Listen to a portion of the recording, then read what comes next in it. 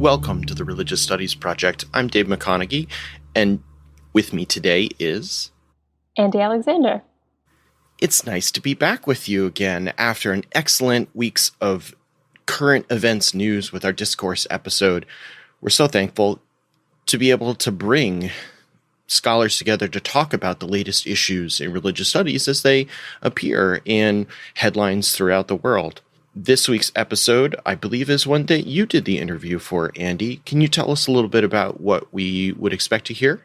Yes. In today's episode, I had the great pleasure of speaking with Dr. Mitsutoshi Horii about his recent book, The Category of Religion in Contemporary Japan, Shūkyō and Temple Buddhism. And in a way, building on our Classification Matters Discourse episode from last week, Dr. Horii talks about his own work and how shifting from approaching Temple Buddhism as a religion and instead examining how and when it came to be categorized as a religion, he was able to learn more about the ways in which the category of religion was used specifically for legal and political purposes, particularly in governance and in regulating what counts as religion and how religion is understood in contemporary Japan. So it's a really great example of exactly why classification matters. That sounds excellent. Let's take it away. Hello, I'm Andie Alexander, and joining me today is Dr. Mitsutoshi Horii, who is a professor at Shūmei University in Japan, but he currently works overseas at their campus in the UK, Chaucer College, as principal. Dr. Horii's research focuses on the foundation of modern Euro-American colonial categories such as religion and examines how these categories authorize and naturalize specific norms in a variety of post-colonial contexts. Dr. Horii is the guest editor of a forthcoming special issue of the journal Religions titled Critical Approaches to Religion in Japan, Case Studies and Redescriptions. And he has a second monograph that will soon be published titled Religion and Secular Categories and Sociology, Decolonizing the Modern Myth with Palgrave Macmillan. But today we are here to talk about your first book, The Category of Religion in Contemporary Japan, Shūkyō and Temple Buddhism, which was published in 2018. Dr. Horii, thank you so much for joining me here today. It's great to have you. Thank you very much. I wonder if you'd be able to kick off our conversation with a little information and background on the predominant discourses about religion in Japan and the ways in which your book intervenes in those conversations, because it strikes me that this is a bit of a new approach to these discussions. So what led you to developing this particular argument and this book for religious studies in Japan? I think probably the best starting point is just to tell you the background, the why I end up thinking of writing this book. I studied Temple Buddhism of Japan when I was doing PhD in England. Yeah, I studied how Temple Buddhism exists in modern Japan or contemporary Japan. And I originally framed my analysis of Temple Buddhism in a kind of secularization discourse. At that time, I was assumed, Temple Buddhism is a religion. Japan has been modernized last, 150 years, and modernization always accompanied with secularization, which is the decline of religion. So Temple Buddhism as a religion, how is it like in so-called secularized Japan? So that was my kind of the frame I assumed. Then I did my PhD, and then eventually I framed my study as the study of deprofessionalization of Temple Buddhism. Basically, I studied how the notion of specialism eroded, in contemporary Japan. For example, what is the specialty of Buddhist priests? There are lots of kind of Buddhist scholars in Buddhist priesthood, but at the same time, there are lots of lay people having a specialist knowledge about, Buddhist doctrine. So, and then also the main source of income for many priests is actually performing certain rituals. Again, in this area, there are lots of lay Buddhist organizations performing their own Buddhist rituals, not requiring priests. So I eventually framed the temple Buddhism in this profession. There is an erosion of specialisms. They cannot monopolize Buddhist rituals or something special about them. There are a lot of competitors. So that was my thesis, but it is kind of packaged by secularization thesis.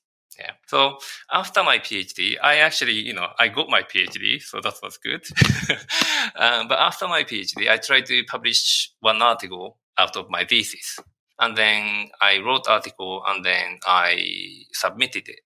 And then I think I had a kind of 3 reviewers, and then, each reviewer gave me feedback. And then one of the reviewers actually highlighted the point, actually, I take the notion of religion for granted. And that really kind of hit me. Yeah. Yeah.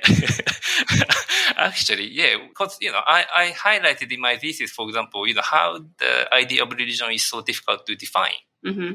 And depends on how you define religion, you can narrate the story of secularization, but if you define religion broadly, secularization never happens. But although I highlighted that sort of argument, I still used the word religion to categorize Buddhism in Japan.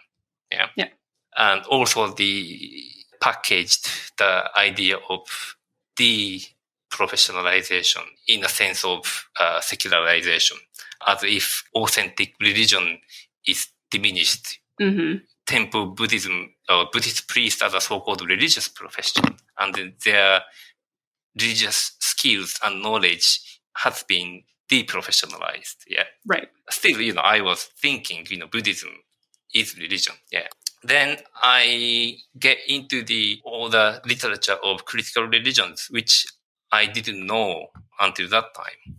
And it was kind of eye-opening moment for me. And then, actually, probably the more interesting way of analyzing temple Buddhism is actually including this idea of religion in my analysis as well. So just moving away from the assumption of Buddhism as religion, let's just analyze temple Buddhism as it is. And then there are lots of things going on, the history of Buddhism, etc. But, for example, temple Buddhism exists before the notion of religion. Notion of religion arrived to Japan in the late 19th century. Then Buddhism became classified as religion. And then in order to exist in the newly reified realm of religion, temple Buddhism have to change themselves to fit to the definition. When it doesn't fit, there was conflict. So I tried to, after PhD, by reading critical religion works, or literature in the field, I realized actually it's better to frame my study in different way in which we include this issue of categorization in analysis. So let's move away from this notion of religion, and then let's include that into my analysis. And then I study temple Buddhism as temple Buddhism. Then I include the element how this notion of religion giving all sorts of effects, how temple Buddhism operates in society. Temple Buddhism are now categorized as religion. So what is the consequence of this categorization? In theory, for example, in the legal discourse, for example, most of the Buddhist temple in Japan is so-called religious cooperation, which is a kind of legal category. And the religious cooperation has defined activities they can do. So that limits what Buddhist temple can operate, their parameter of, activities. But it doesn't necessarily fit what Buddhist temple has been doing, throughout history, and also what priests themselves want to do. So I started looking at those tension and the negotiation with the category of religion, rather than assuming Buddhism as religion. And then, many temples may probably work better if they categorize themselves differently. But probably they don't think like that because people in generally, assume Buddhism as a religion.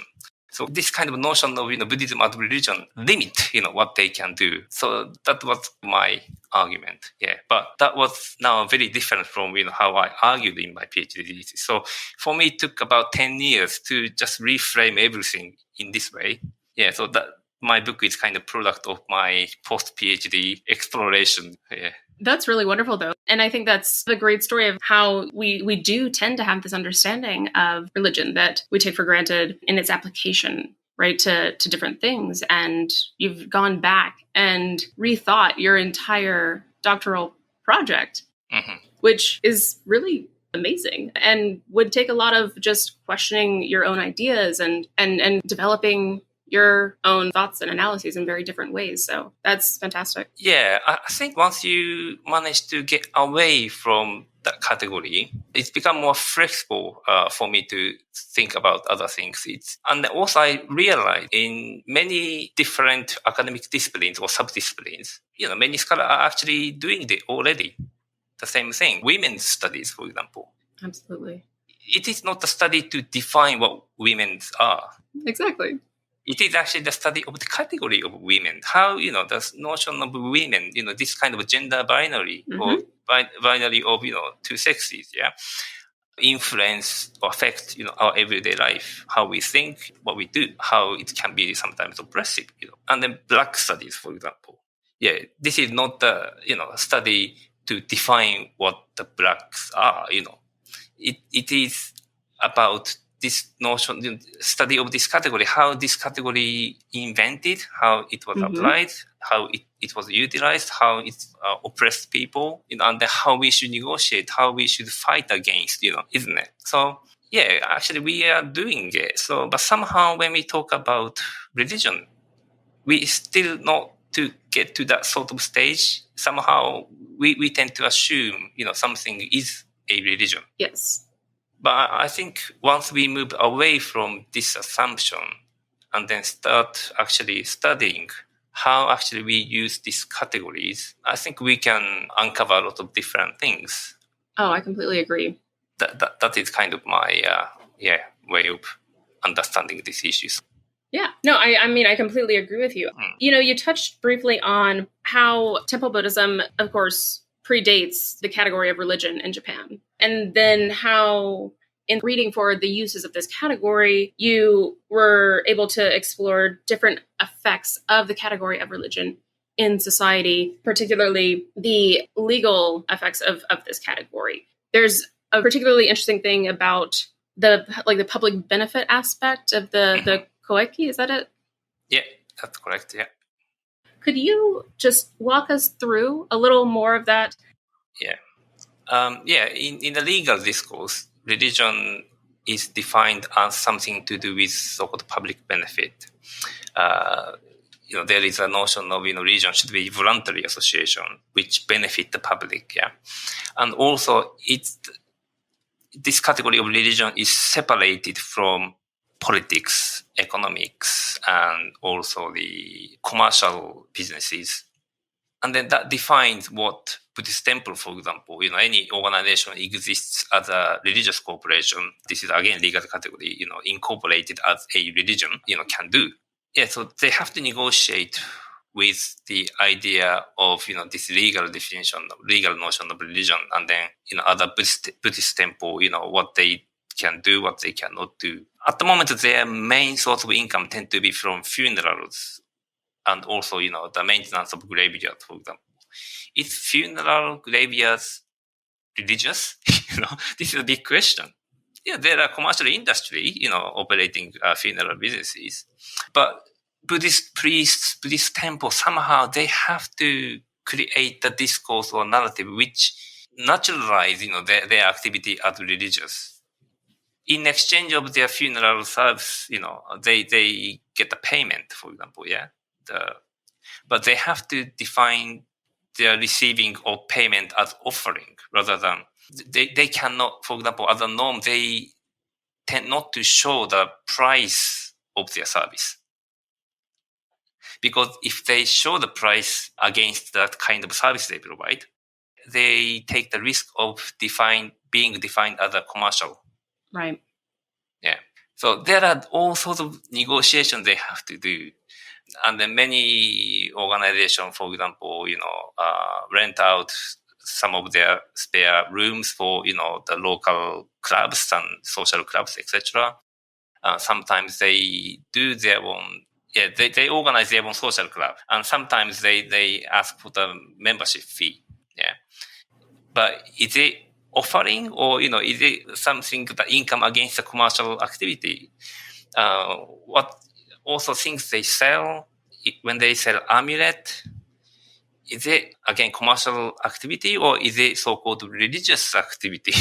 Right. The things are really vague. There is no definition, clear definition between what is commercial, what is religious. But they have to create their own way of distinguishing it, and somehow they have to make agreement with tax office. Yeah. So they have everyday struggle of defining themselves as religion in the absence of definition. But kind of vague notion of, the religion shouldn't be commercial. Also something benefit by the public. Yeah, many temple now, in order to be more explicit about benefits for the wider public, they host public events like a concert or festivals, etc. But some critic, tend to say, "Oh, this is, not really Buddhism, etc." But but there is always that sort of tension. But then priests have to define. Yeah, you may not think this is pure Buddhism, but in the kind of much wider sense, the fundamentally Buddhism teaches, benefits all human beings. So therefore, this is what we do. And there are lots of that sort of discussion going on. I would imagine that the critiques then, as you mentioned, are that of an inauthentic understanding of Buddhism. Mm-hmm. Yeah, I think common critique of temple Buddhism is priests are earning too much money, that sort of things. Yeah. Some temple have make probably huge profit, but because they are so-called public benefit organization, they cannot distribute their profit, to the shareholder, for example. they have to invest their profit for the public benefit. I think there is a kind of a misconception. But on average, I think many temples are just surviving. Many priests are, having second job, etc.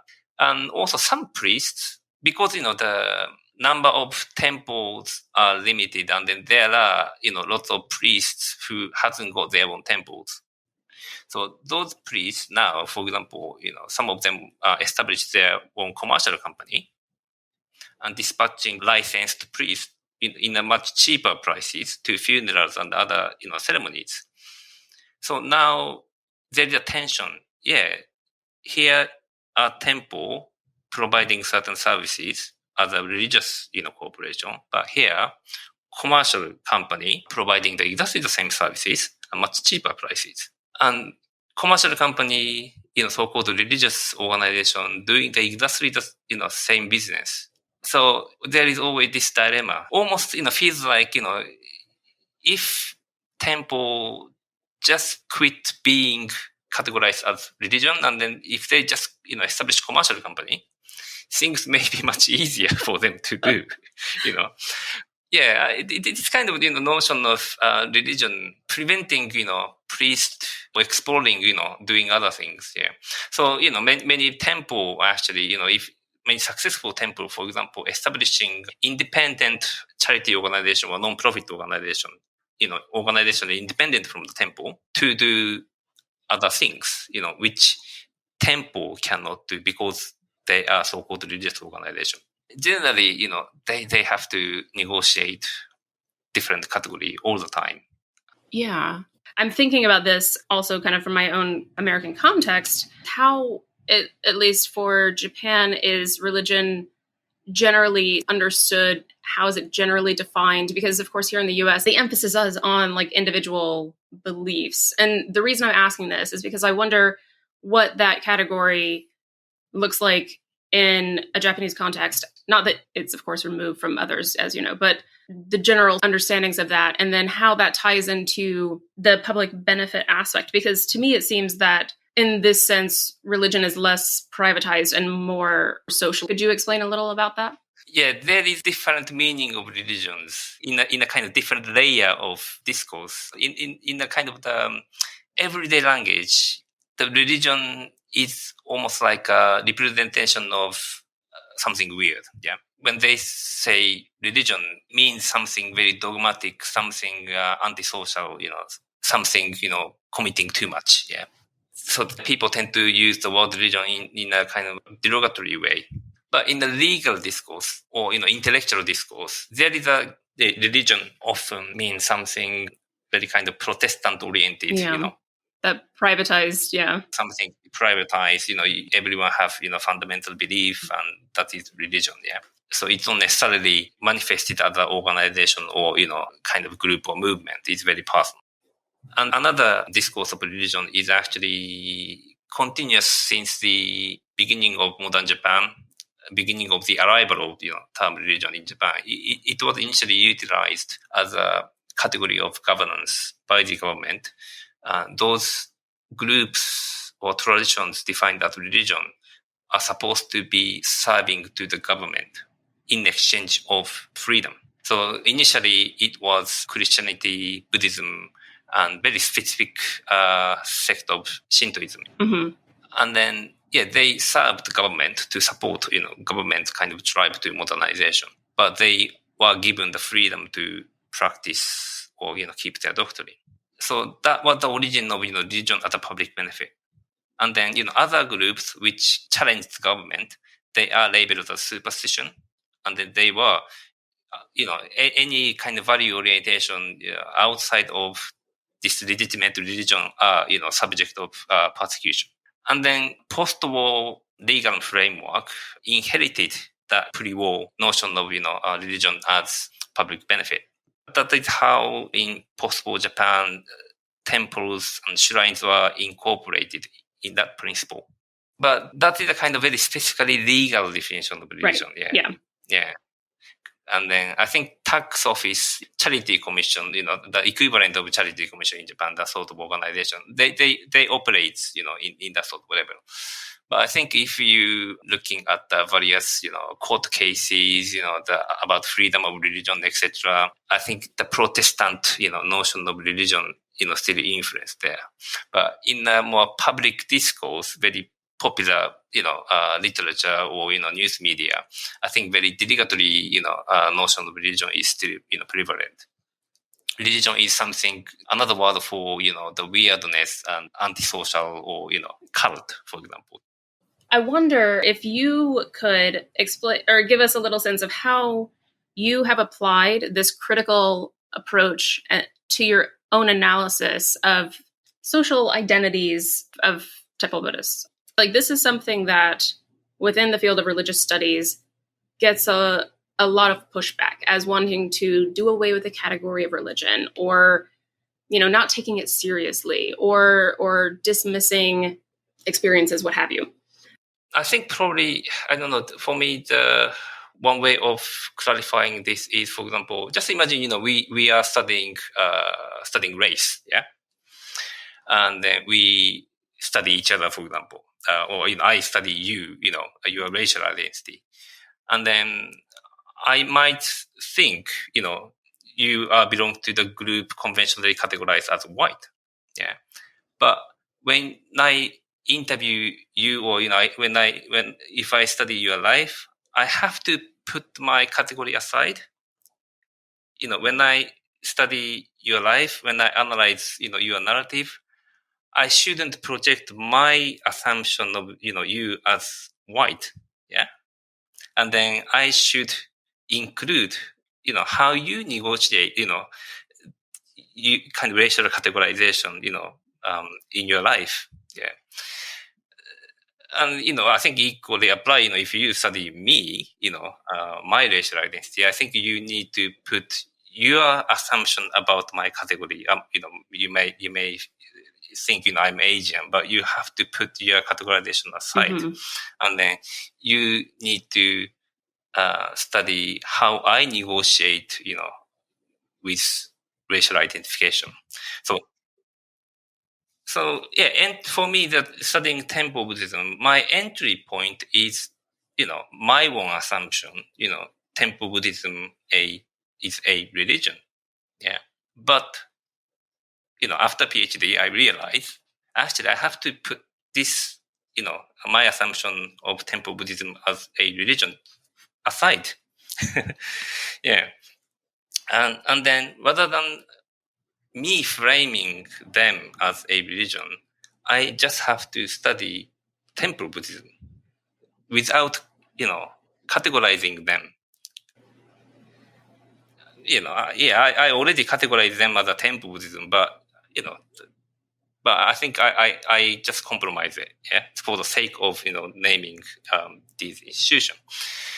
Then I studied how people in this group negotiate with various identification categories, and then religion is one of them. But there are, other categories like, commercial, or other categories such as politics, they should, by being religion, they shouldn't be political, they have to negotiate that sort of, aspect as well. Also the kind of very vague, popular assumption about religion.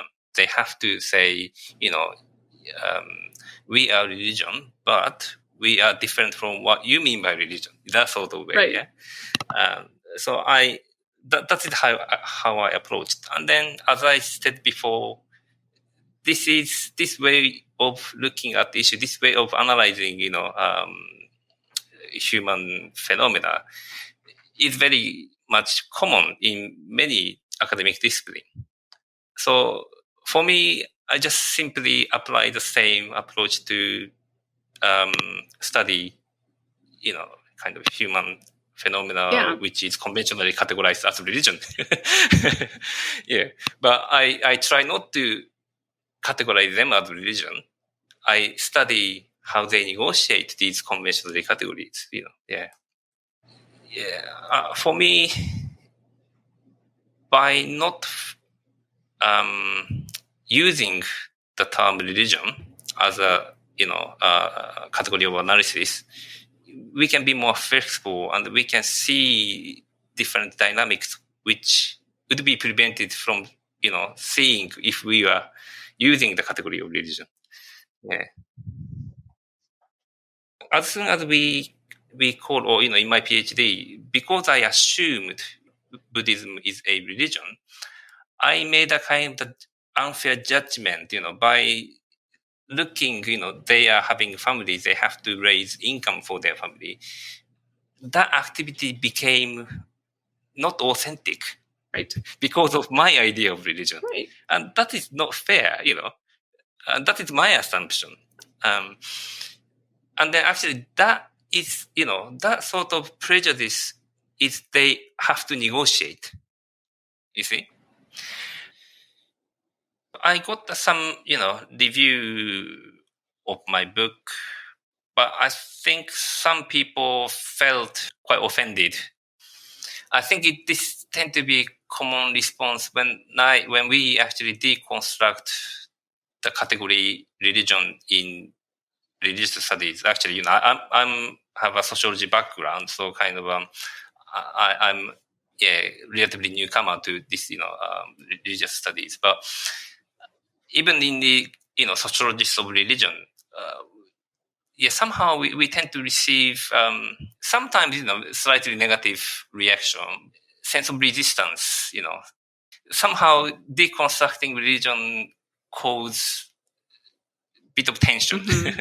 Yeah, I don't know how I should describe it, but I felt some people feel some people don't like it. Basically. Yeah, they don't. But I think, but as I said before, in the religious studies, I think it's I think it has to be critical about the term religion. In the same way, women study always, deconstructing, the notion of women. Race studies always, deconstruct racial categories. Well, I'm afraid we are just about out of time, but before we wrap up, could you tell us a bit about what you have in the works and what is on the horizon for you?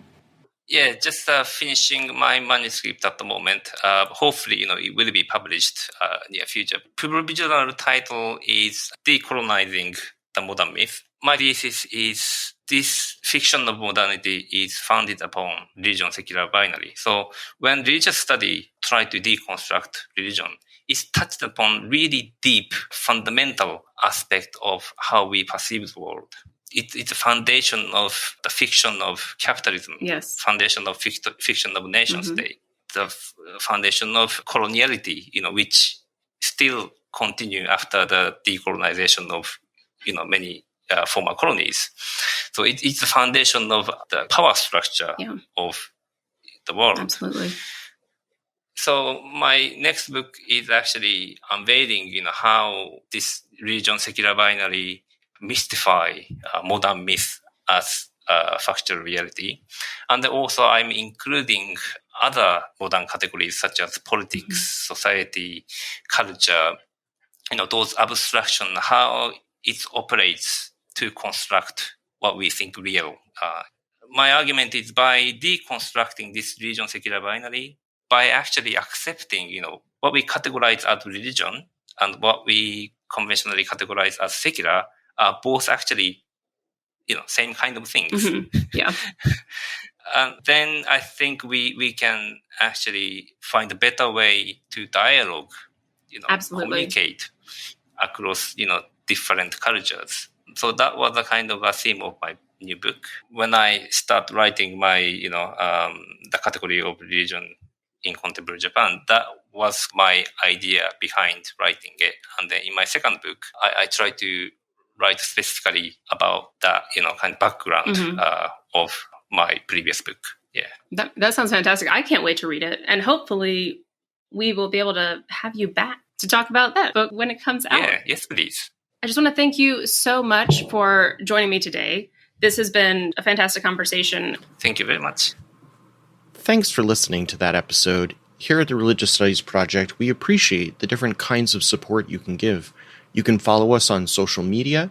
On Twitter, we're at Project RS. On Instagram, our new account is at Project_RS_. If you'd like to support us on the website and listen to any of the content from our archives or any of our responses, over 600 pieces of content free available to you. That's religiousstudiesproject.com. If you find that our resources are helpful to you, we really would appreciate your financial support. If you're willing to make a monthly contribution, you can visit patreon.com/projectrs. And on our website, there are other opportunities for offering your financial assistance, including paying through PayPal or other donation options. Until next time, thanks for listening. The RSP is sponsored by the BASR, NAASR, and the IAHR, and is produced by the Religious Studies Project Association, a Scottish charitable incorporated organisation. Find out more at religiousstudiesproject.com. Brought to you by editors Andie Alexander and David McConaughey and founding editors Chris Cotter and David Robertson. Our features are edited by Savannah Finver and our Opportunities Digest by Ella Bach. Audio editing by Alex Matthews. Video editing by Alison Isidore. Podcast transcription by Jayden Bartasius. And social media managed by Candice Mixon. Don't forget, you can support the project by using our Amazon.com, .co.uk and .ca links, or donating at patreon.com/projectrs. And you can find us on Facebook, Twitter, Instagram, YouTube, iTunes, and all other portals. Thanks for listening.